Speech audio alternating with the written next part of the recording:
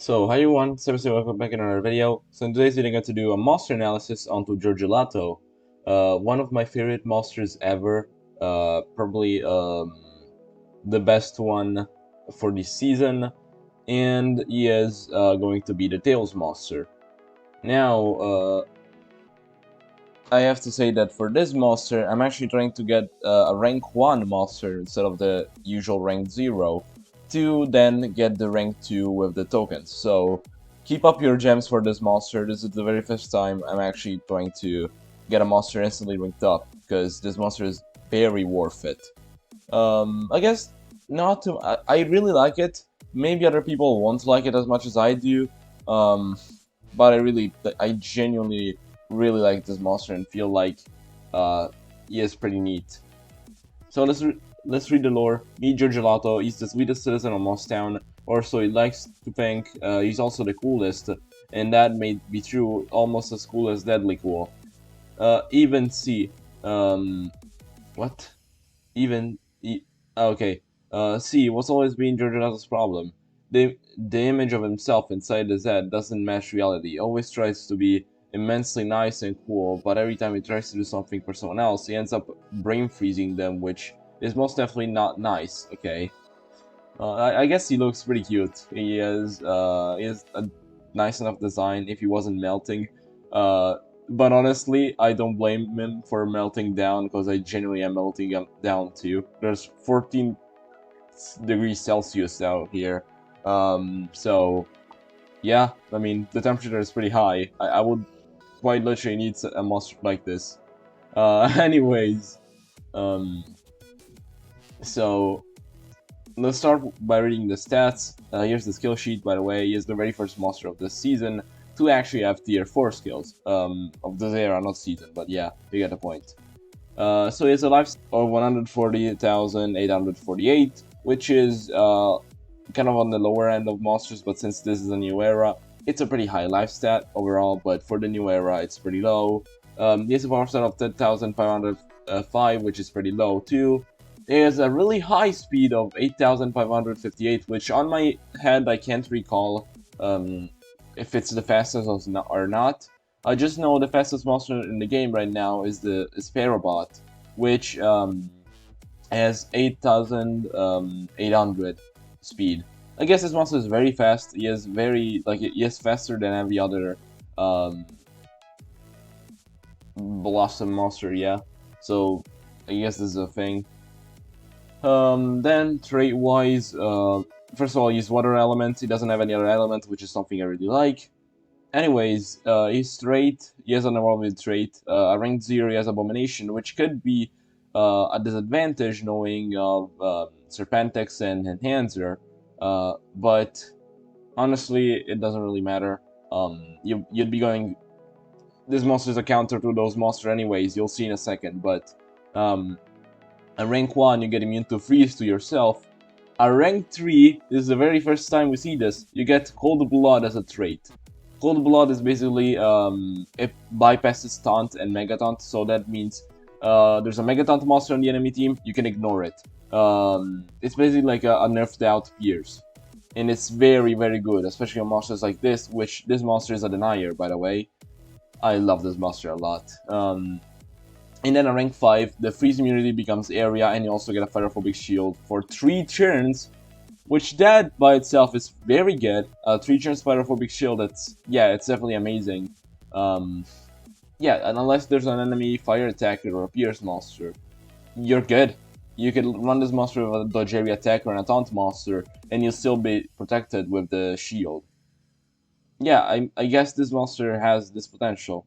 Relic-wise, he has very good relics. He has a staff and a trap. The trap can be used to drain stamina if you're using him not behind the Megataunt monster.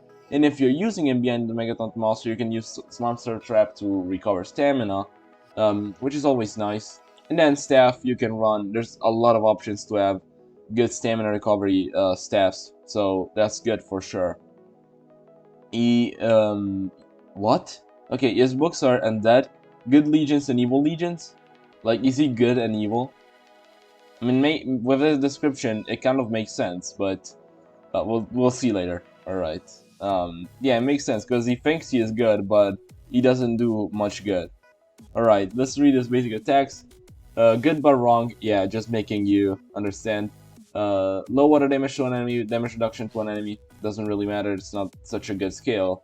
I mean, 0 cooldown, 0 stamina, could use it, deals a bit of damage, but it's not really the way to go. Swedenstrog applies Freeze Eater to itself. This monster has the Freeze Eater mechanic. I believe it's the third monster in the game to have it. Because we have the Lhasa and the, I don't remember its name. Fraserot, I think. If I'm not wrong, it should be Fraserot. Nonetheless, it's a pretty good monster. It's the first Mythic to have it. So, spoiler alert, this monster can freeze, and the Freeze Hater is basically like a triple damage. But just having it to itself, you're not gonna use this monster as an attacker, so yeah. Then you have Series Movie, which deals moderate water damage to one enemy, applies freeze to one enemy. And with the Cold Blood, you're basically ignoring Mega Taunt or Taunt, and you can freeze. It's a 2 crit churn cooldown and 40 stamina cost, which is pretty high, but still, you're freezing one enemy. That's the main thing. Then you have Sugar Coated Fun, which applies Freeze Eater to an ally and removes negative effects from an ally. Pretty cool, but I wish it was like backwards, so remove negative and then apply the Freeze Eater. So just imagine your monster has Nanovirus or Positive Effect blocked. You can't stop that, basically. Then last but not least, you have Melting Cream, which applies freeze to one enemy and damage reduction to all enemies. It's pretty cool that this skill can do 2 things at the same time. It doesn't deal damage, but it's short and cooldown and for the 2 stamina cost. So a little higher than the other skill, doesn't do damage, but applies the damage reduction, which is useful, I guess. Then you have Candied Flavor, which applies Freeze Hitter to itself and Precision to all allies.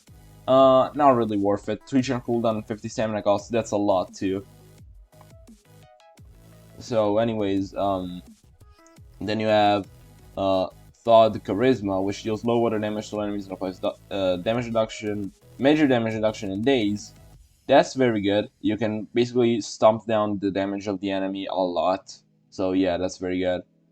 Sour Sorbet, which deals low water damage to an enemy, applies freeze twice to an enemy. Alright, that's pretty good. Again, if you have a bulwark monster on the enemy side, that could be very useful, like, considering you can basically pierce through any Taunt and Mega Taunt. It's gonna be pretty good.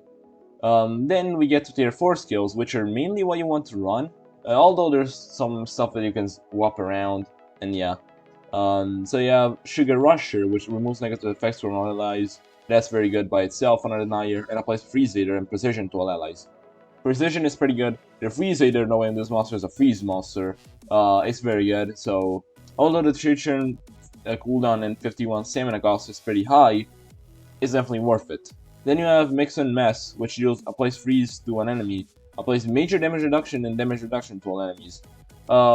Honestly, I'd say you'd rather run the lower cooldown, because this one has a 4 churn cooldown, which is pretty hefty, and a 62 stamina cost. You don't want your main deny skills to have such a cooldown, so I think you'd run either the freeze and damage reduction or the Serps movie. I think I'd run this just for the slightly worse stamina cost and damage output. Yeah, that could be something to do. Then you have Liquid Dulcet. I think that's how you pronounce it. I don't know what that word means. Anyways, removes positive effects on an enemy.